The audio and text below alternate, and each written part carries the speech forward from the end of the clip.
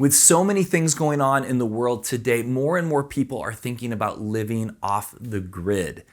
But there's certain aspects about living off the grid that if you don't know about, you might really regret making that decision. In this video, I go up to Priest River, Idaho, and I interview a guy who built his own off-the-grid home, has been up there for 4 years with his family, and has decided to call it quits. Stick around.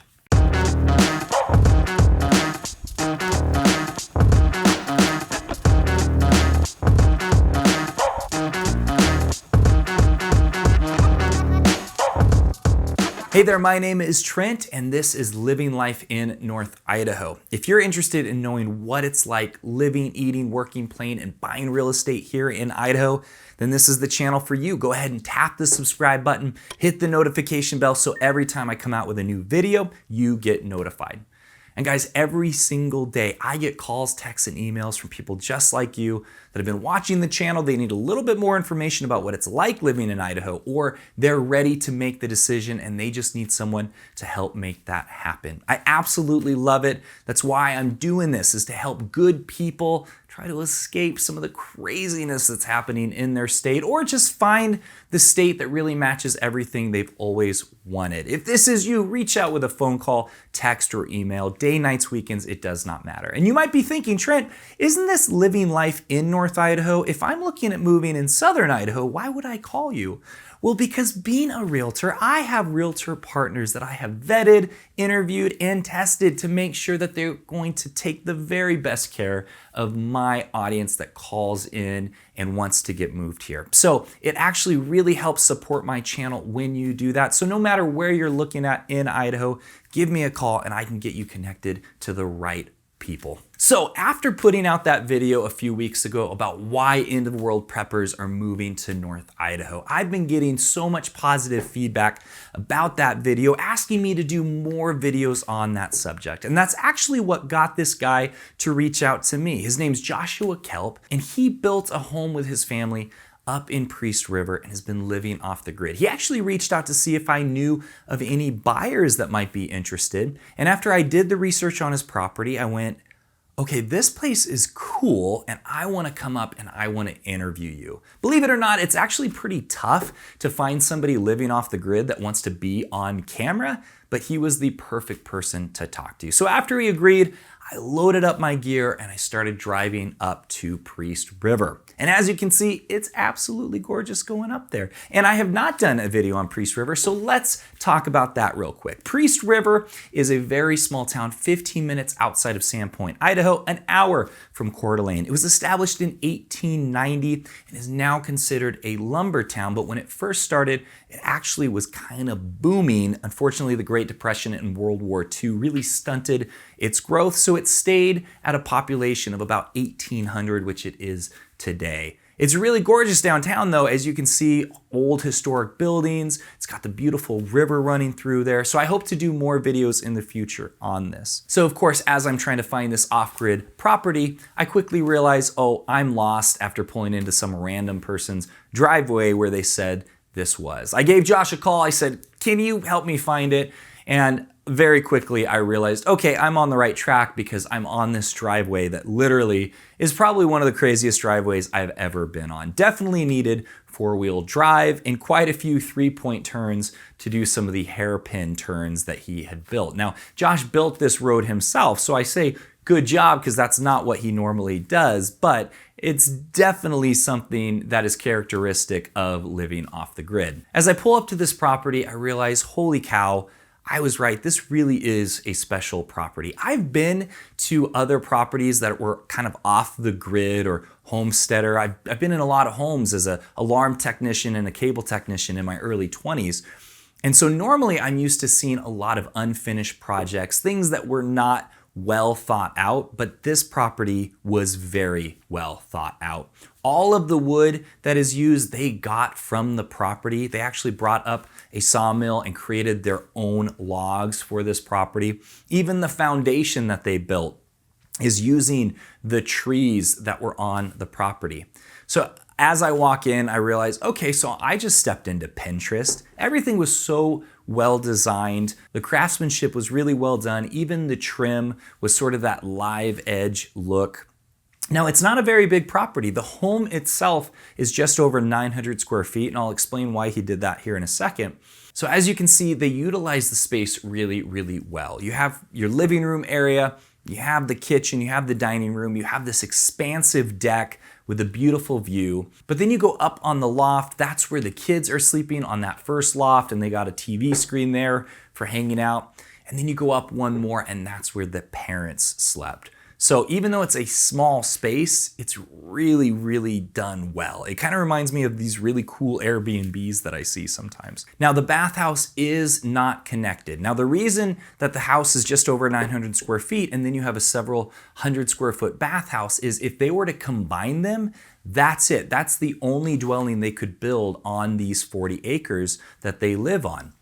But if they did it this way, now someone can come in and build an even bigger home over 1,200 square feet while still having that other dwelling. So they were thinking ahead. They were thinking about maybe their parents moving there or being able to generate some income from having a secondary dwelling with renting it out or doing Airbnb. So it was pretty smart. Unfortunately, that does create a little bit of inconvenience for potential buyers, which I'll go into later. The bathhouse was amazing though. He built it so that it turns into a sauna. The entire thing becomes a sauna, which is so cool. I love having a sauna, especially some of those longer winter months to be able to go turn that on. I thought that was really cool. But you could really tell the craftsmanship was there because in the bathroom, they really put in some features that made it look nice. And of course, being off grid, you have to have a power source. They're not connected to power. They do use solar panels and they have lithium ion batteries. He told me that they work throughout the entire summer. You don't need any other power source. But in the winter, because of the clouds, you do need a diesel generator that runs a couple hours to keep the batteries charged. So after he shows me the house, I ask him to go and show me the property. The first thing I notice is he's got these chickens in the center of the driveway that are producing eggs, which is really cool. And then he starts showing me the outbuilding. So there's this forging shed that he takes me to. And I'm like, wait, forging as in like blacksmith stuff? And he goes, yeah, my sons built this and they forge their own weapons. They make axes and knives and they go out and play and sell them.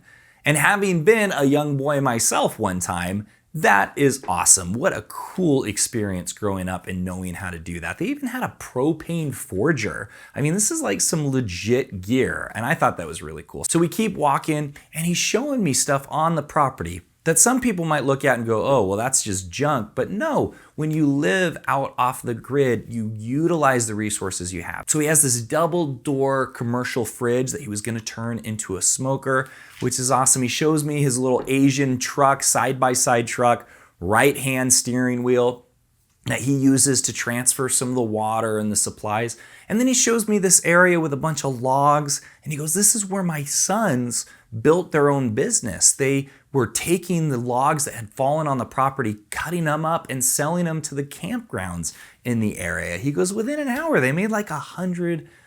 Hearing these stories totally reminded me of growing up with that kind of lifestyle and those memories. My parents' best friends owned a working farm over in Washington, and I'd go out there almost every weekend and play and work. And it was hard, and sometimes I felt like I just want to be inside watching TV, but looking back now, I'm so glad I had those experiences. But overall, seeing this property, walking the 40 acres, seeing the views, it really started to even sell me on the idea of living out off the grid in the wilderness. It really is cool for the right people. So after he shows me the property, I ask him if we can sit down so I can interview him and start asking these questions. Like I said, most people are not willing to be on film and show me their off-grid property on camera for me to share it with the world. So this was a special experience for me. The first thing I asked was, why did you guys decide to build off-grid? What motivated you to do this? Well, my kids were like 8 or 9 at the time. Yeah.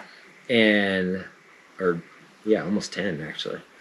And it was just like, time was flying by. And I'm just like, this is this is crazy. There's nothing that I should be doing that takes me away from my kids all the time. Yeah. Because they're the most important thing. And I was like, I'm just missing out on them growing up. Right. And so I was like, well, hey babe, let's sell everything and move to the mountains. She was like, okay. And where's she from? Spokane. Yeah. So she kind of grew up in somewhat of a city. Always in the city. Yeah. Always in the city. Yeah, she was not. And what about you? Like, did you have any experience with this kind of living? We lived in between Chewelah and Colville. Okay. My dad and my grandpa had a farm together. And so you would kind of know. Yeah, it kind of like put that in me, I think. So were there any surprises when you got here and like started building this? Were there any moments where you're like, what have I done? Oh yeah, every day. Yeah, that's good to hear. I mean, I'm like the men who are just like, no, I knew what I was doing the whole time. I'm like, lying. I don't know what that feels like. No, they're lying. I asked him what his favorite parts about living off the grid were, and he just said that truly being able to disconnect, to be able to go out there and not hear anybody else, not see anybody else, and just be there with his family was one of the greatest things that he had ever experienced. He says, I don't think most people realize, but we go through life without really having those moments. And when you can have those moments on a regular basis, it really creates special memories and a special bond with your kids. I asked him what his negatives were about living up there. And to my surprise, he goes, nothing. He goes, I love it. If it were up to me, we'd be staying. And so that led me to asking, why are you leaving? Why are you guys selling this place? And he says, well, my kids absolutely loved it, but now they're becoming teenagers and they're starting to realize that they're missing out on certain opportunities. They want to be able to be closer to their friends and to conveniences like stores. And so for them, it's just lost its allure. They really want to be back in a town and closer. And then for his wife, he says that she really loved it, but it's become a bit of a drag on her, that she's not enjoying it like she thought she would. He said, I'm totally okay with this because the purpose of this was to bring my family closer together. And if this starts to drive us apart, then we need to get rid of it. So I was like, okay, that's completely reasonable. But I wanted to dive a little bit deeper. I wanted to see if he had any advice for someone who was looking to do what they just did. So I said, what's some suggestions you would have? What should people watch out for? And he says, the first one is you gotta watch out for the costs. When you go to do this yourself, you have this idea that once this is built and once you have it all done, you don't need much money. He said, yes and no. You can get to that place where it's very low maintenance fees, but he says until it's done, you have to have heavy equipment. And when that heavy equipment breaks down, it's expensive to fix. You have to have extra vehicles to be able to get up and down the driveway or transfer some of the materials. And when those break down, you have to pay to get those fixed. You have to replace batteries sometimes. Solar panels can go bad. So the cost can start to add up. And if you don't plan ahead, it really puts you in a position because oftentimes when you're living off the grid, you're not having a full-time job. The income is no longer consistent in there. And so that really creates a problem where now you're trying to live in two separate worlds, one that's off-grid and one that's on-grid. Some people can do it, but having a family, it becomes a huge challenge. The other thing you really have to consider is that when you're designing a place and building it, you don't want to be doing this out of fear. You want to do this out of the love you have for the things in your life and wanting to protect it and grow closer to it. He said that when people make decisions out of fear, they don't make very good decisions and they're thinking short term and not long term. And so the design of the property ends up becoming a burden and you're sick of all the decisions that you've made that were kind of immediate. And that's why they've been able to be there for so long and why he would rather not leave is because the house is so well designed. He said, we're not going to have that in our other house. We'd have to build this all over again to have it. But it's really good advice for anybody who's looking to do this. Joshua also mentioned that you do not want to focus on the survival stuff like the root cellar and smokers and chickens and gardening and all that stuff. He says there's food down in town. And unless everything falls apart, there's going to be food. Now, obviously, that's the idea, right? You want to live off grid because who knows if that stuff's going to fall apart. But for right now, that does exist. If you focus on building the house first, that means that you're gonna have a place to rest. It means you're gonna have a place that your family enjoys being at, a place that you can bring your friends and family out to and have a good time and build memories. And then the survival stuff can come. If you focus on survival stuff first, he says you're probably gonna run out of money. You're probably gonna get burnt out. You're not gonna enjoy it. And then you're gonna start cutting corners to try to get the house done because you're tired of working on it. Do the house first, take care of the survival stuff later. He also mentioned that when you're designing a place like this, when you're building it or even buying an off-grid property, you have to keep in mind that this might not be your forever property. A lot of people who are doing this think, that's it, I'm checking out, no longer part of society, I'm just gonna live off the grid.